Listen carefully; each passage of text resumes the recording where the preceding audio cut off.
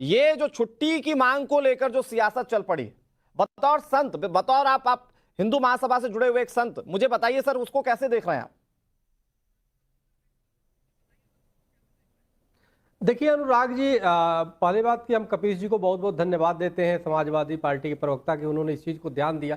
इसमें कोई दो राय नहीं, क्योंकि राम जन्मभूमि हिंदू महासभा का ही केस 1949 से था और कई पक्षकारों ने उसमें था, जो 2006 से हमने लड़ा और उसके बाद स्वामी धर्मदास जी महाराज अयोध्या जी के थे, फिर रमालय ट्रस्ट था, सभी लोगों ने बड़ी निष्ठा से लड़ी और सुप्रीम कोर्ट तक भी लड़े और निर्णय आया। इसमें कोई दो राय नहीं कि माननीय सर्वोच्च न्यायालय ने निर्णय दिया।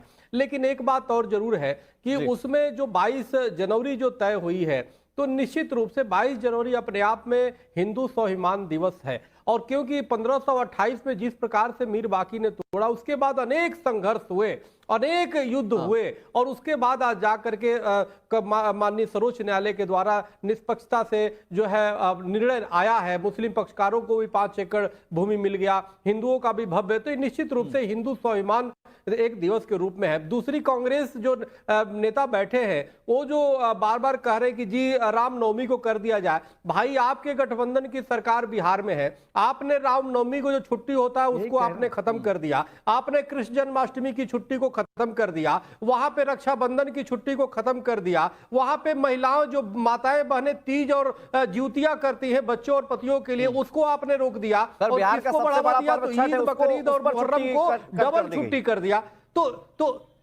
तो छुट्टी, बिहार का जो पवित्र छठ है, छठ पूजा की छुट्टी आपकी नीतीश सरकार ने बन दिया और गठबंधन सरकार आपकी है। तो भाई कभी तो रुको ना, कुछ तो स्टैंड लो। जब सर्वोच्च न्यायालय में चल रहा था उस समय भी आप कपिल सिब्बल जी को खड़ा करा देते थे, अवरोध उत्पन्न करते थे। तो भाई इस बहुसंख्यक देश में ही रह के आप राजनीति क्यों कर रहे कांग्रेस के लोग? आप कम से कम देश के साथ रहो ना, कभी तो सच्चाई बात करो। मैं ये नहीं समझ, चक्रपाणी जी महाराज, आ रहा हूं आपके पास, आपने बहुत अच्छा पॉइंट रखा और आपकी बात से कम कपिल श्रीवास्तव इत्तेफाक रखेंगे, क्योंकि हिंदू महासभा का ही जिक्र उन्होंने किया।